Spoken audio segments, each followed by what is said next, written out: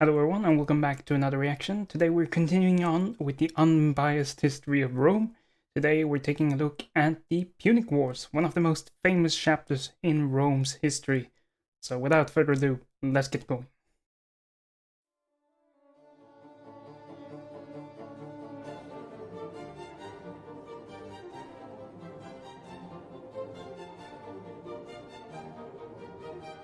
Hey plebs, today we'll discuss one of the worst barbarian races ever to plague the earth, a group of merchants who migrated from the Levant many years ago, deceitfully manipulating others to further their greedy interests. You know who I'm talking about. Punics. They were led by a fast... Yes, the term Punic is an anglicized version of the Latin word for the Phoenician. So that's where the term Punic comes from. in Carthage, coming to dominate the seas with barbarian mercenaries. Yes, Carthage, the Carthingian Empire, was known as a thalassocracy, and basically what that means is that it was a maritime empire. And traditionally, thalassocracies dominate the seas and not so much the interiors. As we can see on the map here, Carthage dominates the coastal areas, but not really the interiors at this moment, at the very least. So that's what that means. However, yeah, something about the history of Carthage. Well, they were founded around, the city itself was founded around the early 9th century BC and it was set up to facilitate the trade of the city-states from Phoenicia. That is to say, city-states like Tyre and Sidon. And this colony eventually grew into an empire, and the chief antagonist against Rome during the early Republic, mid-early Republic. Where we left off, Rome had recently liberated Italy from its own barbarians. No one saw this contrast better than the gods, whom sought to give Rome a proper challenge. It all started in Italy, where a group of Italians went to civilize the local Greeks, encountering huge resistance. Yes, the story how the first Punic War started is quite extraordinary, actually. Basically, there was a group of Italian mercenaries called the Mamertines. They were hired by the Syracusan kingdom, and, well, basically, they had a disagreement, you could say, and they occupied one of their cities. I believe it was Messana, and basically, what happened after that is that the Mamertines, who were pressed by the Syracusans to, they wanted their city back, they appealed for aid from Carthage and Rome simultaneously, almost. And they got the aid from Carthage. They came and deoccupied the cities, in turn occupying the city itself. But then the Mamertines weren't feeling comfortable with that arrangement, so, they went to Rome, and the Roman Senate was quite divided on whether or not to intervene in this conflict. And eventually, matters came to a head when a guy whose name I can't remember right now took the matter to the plebeian assembly, and the plebs basically said, yeah, let's go to war, let's get some loot. And that's how the First Punic War started. Since the Italians accepted help from Carthage, a mistake they quickly realized, calling for Rome for help. The Punics were led by Hanno and Gisco, whose strategy to blockade Sicily was quickly foiled as the Romans reached the island, scaring the Greeks into submission and laying siege to Agrigentum. The Punics cowardly fled to the sea before the city fell. Lucky for them, the Romans didn't have a navy, knowing well that seafaring was for pussies. But to win the war, the Romans analyzed the shipwrecked Punic ship. Yes, the Romans was never going to be a great naval power, which is kind of odd considering it would become the greatest Mediterranean power in history.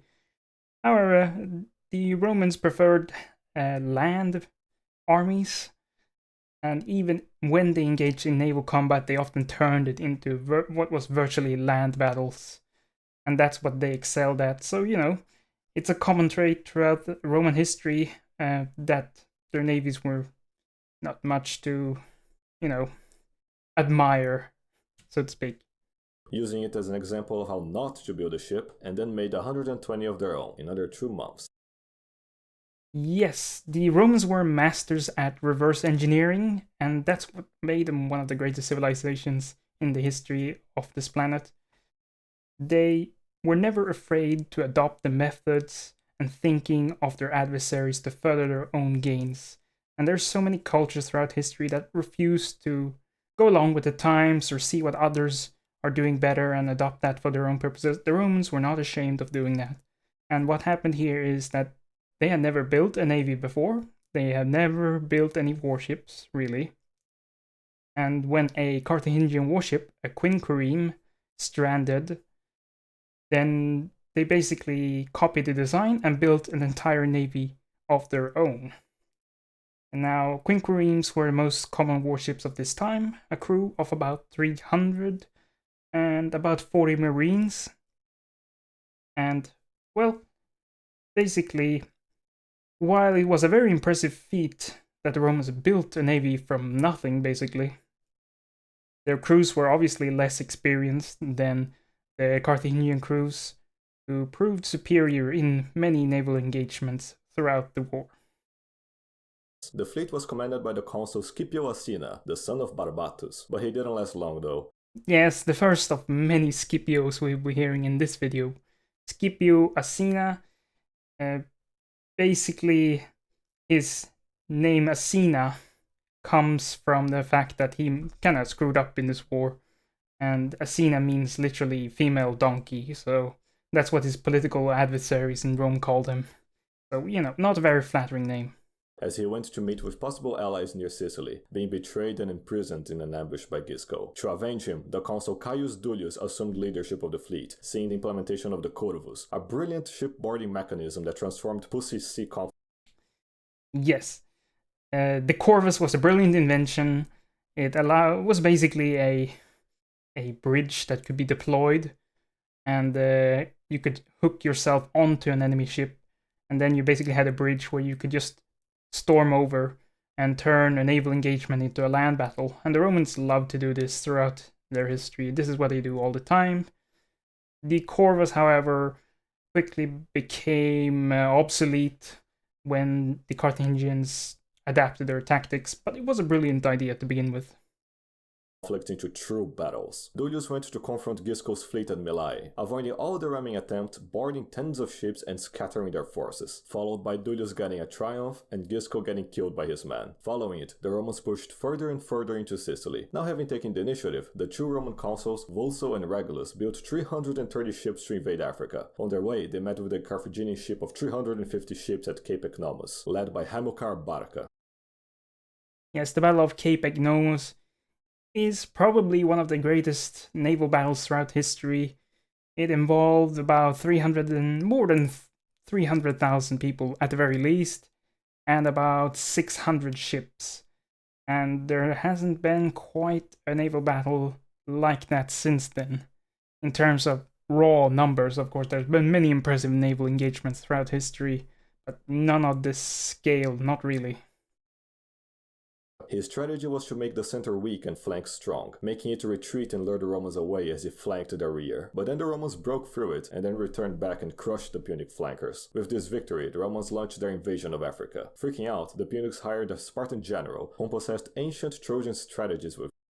Yes, Carthage was, as their government form of thalassocracy indicates, was a great naval power. However, on land they were not that great, and unlike the Romans, they did not conscript their own citizens.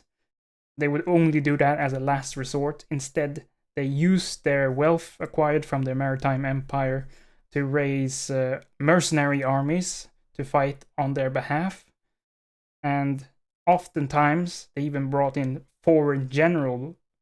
And in this case, they brought in a Spartan commander named Xanthippus. He proved to be quite able. He drilled the Carthaginian army into a professional standard, and he ensured that they were quite successful in fending off this initial Roman invasion. him, defeating and imprisoning Regulus. Rome then sent a rescue mission for the army, but the gods denied their efforts, launching a storm and killing them all. With this, Carthage was able to retake Agrigentum, burning it to the ground to quench their bloodlust. But the Romans refused to give up, building another 220 ships, only for the gods to also destroy it. Yes, this is a common theme in the Punic Wars. The Romans keep building these very impressive and fine navies containing large armies, and the gods, or the weather, destroys all of these navies all the time, and it's no wonder that Carthage later on thought that they wouldn't bother to rebuild a navy. But if there's anything you need to know about Rome, is it that Rome does not give up, Rome does not negotiate, Rome does not surrender. Many attempts, the Romans tried sieging Lilybaeum again, all while getting harassed by Hannibal, and another fleet was being destroyed in a storm. Fucking hell. But then Hanno II took power in Carthage, who was so frightened by the Roman perseverance that he demobilized the Punic fleet. It's Hanno II the Great, as he's also called. Not sure why he has that cognomen, the Great. He really does not deserve it. Hanno II was a powerful Carthingian aristocrat and merchant/politician. He wielded considerable power in Carthage, both during the First and Second Punic Wars. He preferred expansion into Africa rather than fighting naval wars with Rome, and as a result, after this latest Roman fleet was destroyed by storms, he sort of thought that the Rome would not come back from this, like they would give up after their third or fourth navy, whatever they built, and he was wrong. As a cost-saving measure, he demobilized the Carthingian fleet, and as a result, the Romans were able to come back later on with their own fleet, rebuilt from scratch again, and, finish the war in Rome's favor. With the storms having drained all of the treasury, the patriotic patrician families of Rome donated all their money to build yet another fleet, going on to destroy the Punic fleet at Agades, and winning the war. The peace treaty involved the Roman annexation of Sicily, along with heavy reparations, throwing Carthage into a civil war against its own mercenaries. Rome agreed to help, in exchange for Corsica and Sardinia, later on focusing on the northern Gauls who had allied with Carthage in the war. But the gods were very unimpressed with Carthage. After all those storms, they still lost. They saw another chance after Hamilcar won the civil war for Carthage. After he sailed for Hispania, he had one of his sons, Hannibal, swear to one day destroy Roman civilization. At this very...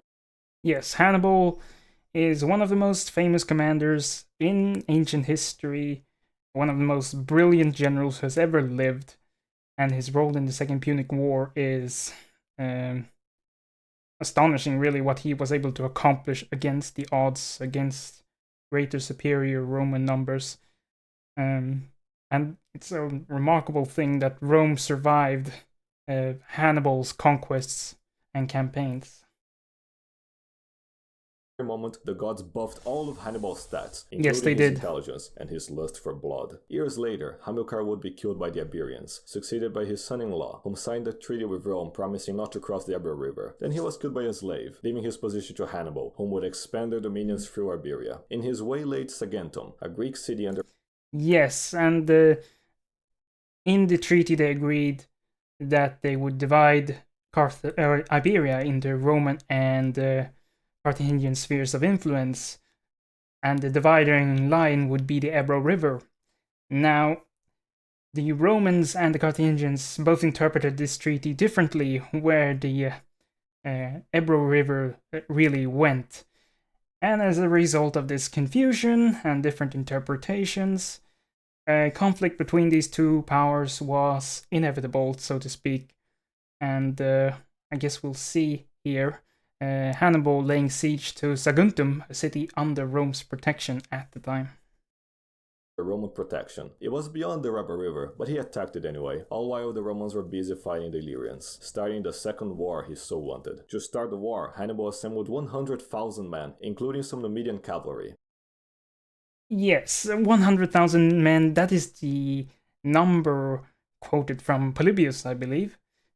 But modern historians indicate that Hannibal's army was no greater than 40,000 perhaps, and 38 elephants, I believe.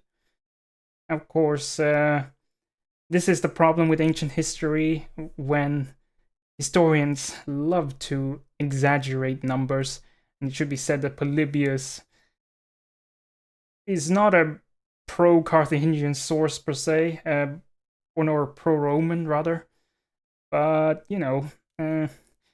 these numbers are quite suspicious, and 40,000 sounds about right, and that's what modern scholarship indicates. Marching it through Gaul by either bribing or killing the Gauls who stood in his path. Landing on Massalia to stop him was the consul of the year, Publius Cornelius Scipio, the son of Asina, whom failed to catch Hannibal in time. When blocked by the Alps, Hannibal literally marched through it with his war elephants on Winter, the absolute madman. When he got to the Hannibal's crossing of the Alps is one of the most boldest military moves ever made by a general, and it's famous for a reason. The crossing was extraordinarily challenging for Hannibal, and he sort of lost half his army doing so. So you can debate about how well executed this maneuver was, how sensible it really was when you're losing half your army just doing the whole thing. But he got across, and this is the thing that Hannibal would keep doing. He would pull off these thought of impossible maneuvers, and it caught Rome off guard several times. other side, he had lost 3/4 of his army, most of his elephants, and all his siege weapons. Truly a madman. Soon after, he had a skirmish with Publius Scipio, whom almost died, were it not for his soon-to-be relevant son. As they returned to their camps, Scipio met with his co-consul Longus, a reckless pleb, whom Publius advised not to attack Hannibal. He did just that, getting flanked and killed by the Numidians at the Trebia River. Meanwhile, Gnaeus Scipio, Publius Scipio's brother, was busy tying up the Punic forces in Hispania, led by Hannibal's brother, Hasdrubal. Back in Italy, Hannibal was almost encircled by the new consuls Flaminius and Geminus, but the madman crossed the swamps to evade them, carving his eye out and marching his army between a cliff and the lake Trasimene, which Flavius, another pleb, despite being advised against it, attacked head-on, getting ambushed and killed. Though to yet another plebeian consul fucking things up, the Romans agreed to elect Fabius Maximus as dictator, the grandson of Rullianus himself. The core of his strategy is known to us today as Fabian tactics. Yes. Fabius Maximus is one of the most famous commanders of this war, and to me, one of the reasons that Rome managed to win this war in the end. And this is due to his now famous Fabian tactics. And Fabian tactics relies on avoiding pitched battles against an enemy and frontal assaults in favor of wearing down an opponent gradually through a war of attrition and indirect combat. And this is a strategy that has been used time and time and time and time again throughout history. Most famously, perhaps, during Napoleon's invasion of Russia, which we will get to some point. But yeah, this is the strategy that allowed Rome to withstand Hannibal's military genius, basically. Or 4D chess, where one transcends the need to fight any battles at all. Instead, Fabian would patiently wait until Hannibal brought his own doom upon himself. Hannibal tried to convert the Italians to join his side, but most of Italy had already been civilized, save for the north and south, that is, where he found most of his support. However, unable to think four-dimensionally, the plebs elected Minicius as co-dictator. He attacked Hannibal head-on, got absolutely fucked, and returned to Rome, renouncing his co-dictatorship. But the plebs refused to learn their lesson, for just after Fabian's term as dictator ended, they elected Gaius Varro as consul, another warmongering pleb. He raised 16 legions to fight Hannibal head-on. At where, you ask? At Cannae. Just saying this name gets me so depressed. Once they arrived, Paulus, that is Varro's patrician co-consul, advised against attacking, but Varro ignored him. There are some disputes about who planned what and who made what decisions at Cannae, but the outcome is the same regardless. It is one of the most catastrophic defeats in Roman history, and is a battle continued to be studied by military historians and military academies throughout the world, because it is a great example of how to defeat a larger army with fewer numbers, and doing so in quite a brilliant way. charging at Hannibal. Place your bets, everybody. He started the battle by charging in, pushing the Punic center away, only to be flanked by the Numidians and completely surrounded, getting slaughtered for the whole day. 86,000 Romans died that day, the greatest defeat in Roman history so far. Among the dead being Municius, Geminus, and Paulus. And no, Varro didn't die, instead he fled the battle like a bitch. With Rome's armies and leadership destroyed, the Punic demons spread their chaotic terror through Italy, flipping many treacherous cities to their side, among them Syracuse. To punish them, the Senate sent consul Marcellus to lay siege to Syracuse. Yes, Marcellus is also one of the most important generals in this conflict, and he won several engagements against Hannibal. Nothing major, mind you, but he did restore confidence in the Roman ranks that victory against Hannibal was not impossible.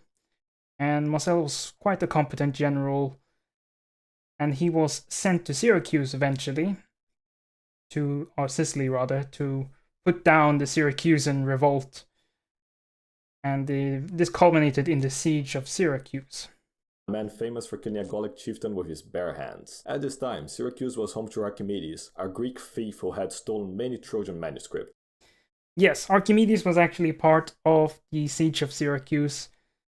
And Archimedes, of course, was one of the leading scientists of the ancient world and is today regarded as one of the most brilliant mathematicians in history. However, he is more famous in this instance for the various inventions he supposedly used to fend off the Roman siege assaults. And well, some of these seems to have been debunked, and we're not entirely sure what these inventions were or what they did. But apparently he had a big role here. Now, Marcellus ordered Archimedes to be spared.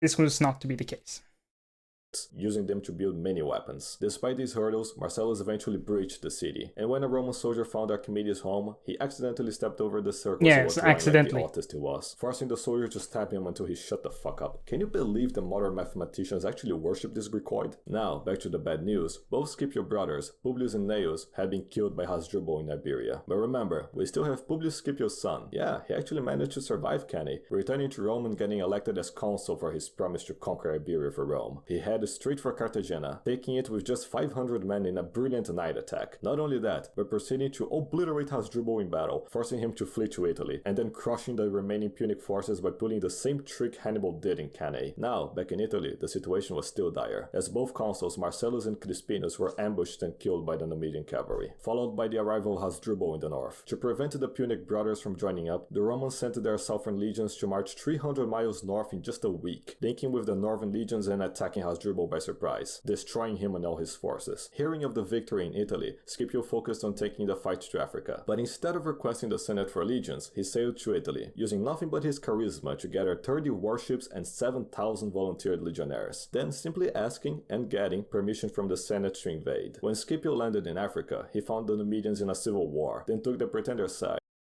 Yes, the Numidian kingdom was to play a very important role both in Carthage and Rome's history. And the Numidians are famous for their cavalry, which was one of the best, if not the best, in the ancient world. And Rome used the Numidian cavalry, Carthage used the Numidian cavalry, and it was for that reason Numidia became very important to both sides here. And at this time, as there usually was, there was a civil war ongoing in Numidia. Rome exploited the situation by backing the pretender and thereby securing basically a Numidian vassal state. And helped set fire to the local Punic army camp, scaring their forces out and then slaughtering them all in the field, winning the civil war and making Numidia a Roman ally. Now scared shitless of Scipio, Carthage recalled Hannibal to defend Africa, and thus finally freeing Italy from his reign of terror. It would all be decided in the fields of Zama, as Hannibal and Scipio faced against each other. At the day of the battle, both sides deployed their armies in 3 lines, but instead of the maniple formation, Scipio had them directly aligned, with veletae skirmishes in the gaps. Hannibal started the battle with an elephant charge. They either crashed into his own troops or were easily killed by the Romans. Yes, the war elephants were a very powerful instrument of war in the ancient world. However, they were notoriously unreliable, and there were tactics developed to defeat war elephants, and they were quite effective many times. The Numidians took this chance to rout the Punic cavalry, while both armies advanced, with the Dovahhatty clashing with the mercenaries, winning the upper hand until the Punic recruits got to them. The Principes came to the rescue, but the Punic veterans were still intact. To finish the battle, Scipio had his Hastati and Principes form at the center, and the Triadi at the wings. The armies met in a furious brawl, indecisive for either side, until the Numidian cavalry returned, flanking the Punics until Hannibal fled the field, and the Romans claimed victory. After so many sacrifices and hundreds of thousands of dead Romans, they had emerged victorious once more. Scipio was gracious in victory, demanding only the annexation of Iberia, the independence of Numidia, some more reparations, and the agreement Carthage would never again conduct foreign policy without Rome's wise counsel. Yes, the Second Punic War effectively ended the Carthingian Empire, and any prospects of them returning to empire status ever again. And as you could see, the terms were quite harsh. All of Iberia had to be ceded, Numidia was granted independence, they were levied an enormous war indemnity that they had to pay, and they lost the right to conduct wars, or even foreign policy. So, yeah, this was the end of Carthage, and it would exist on paper, and Rome would be back to finish the job in the Third Punic War. I'm sure we'll hear about. It was only formality, really. There was never any doubt about the outcome of that war in particular. Also, after that, Scipio went to Rome, had a glorious triumph, and gained the epithet Africanus. Yes, again, this was very common. For example, if a Roman emperor defeated the Goths, they would often attain the title Gothicus, or as was the case here, Africanus. So this was a common Roman thing to do. And this really propelled the Scipio family to become the most powerful and influential Roman family in Rome for quite a while to come, and it will remain so until the end of the Republic, and then we don't really hear about the Scipios anymore. Restoring peace at last. Oh, am I kidding? Here comes the best part. So after the Second Punic War was won, Rome was embroiled in a series of wars against the Greeks. Spoiler warning, Rome wins and... Yes, without getting into the details, because there is a Kings and Generals series on this particular series of wars. Basically, this is called the Macedonian Wars. Well, that name is not quite fitting, since the war involved much more than just Macedon. However, it was a series of wars fought by Rome and its Greek allies against the Macedonian kingdom primarily, and the Seleucid empires. And these were the successor states of Alexander the Great's fractured empire. After his death, and the empire he had conquered was divided into several sections and empires and kingdoms. So basically, this was the start of Rome's journey to dominate the Greek world that had been established by Alexander. The Greeks are blown the fuck out. Huge surprise, I know, but stick with me. During all this time, Cato the Elder was in the Senate, whom held an indescribable hatred towards Punics. Every single time he talked about anything, he would end it with Carthago delenda est, that is, Carthage must be destroyed. Since he was a young senator, since he was a child, hell, since he was an unborn fetus, all he wished for was to have Carthage destroyed. His chance would come 50 years later after the Battle of Zama, when Carthage illegally fielded an army to fight the Numidians over a border dispute. Now utterly convinced by Cato, Rome sent an ultimatum ordering it to destroy their city, move it several miles further inland, and provide 500 children to Rome to see if Punics had any capacity whatsoever to be civilized from a young enough age. They refused those terms and called for war. In response, Rome sent 80,000 men to siege the city, stalled for around 2 years, and then got Scipio Aemilianus, that is Scipio's Africanus son, to lead the siege and finally breach the city. The legions rounded up the 50,000 survivors to serve as slaves, letting the city burn for 17 days, and let's not forget.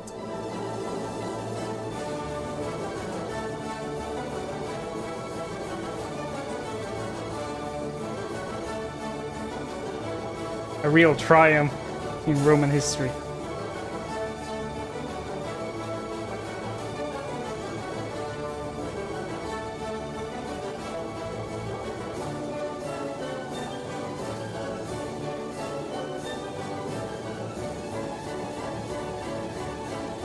Pour that salt, baby.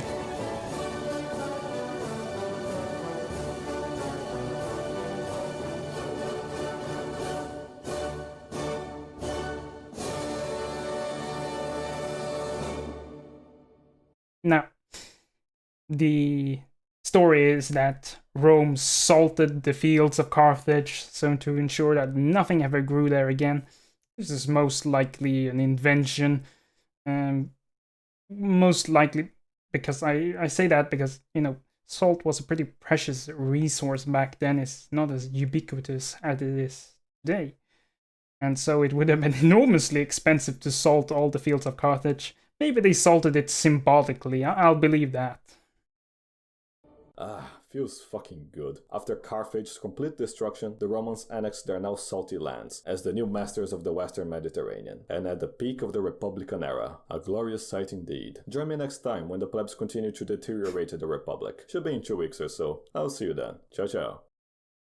Yes, that's true. The conclusion of the Second Punic War and the Macedonian Wars really established Rome as an empire, an imperial power for the first time.